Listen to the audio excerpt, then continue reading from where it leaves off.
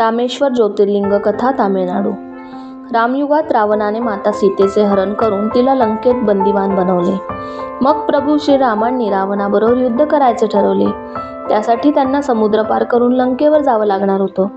म्हणून त्यांनी ठरवलं की युद्धाला जाण्याअगोदर व रावणावर विजय मिळवण्या अगोदर भगवान शिवाची पूजा केली पाहिजे, कारण रावण पण शिवभक्त होते.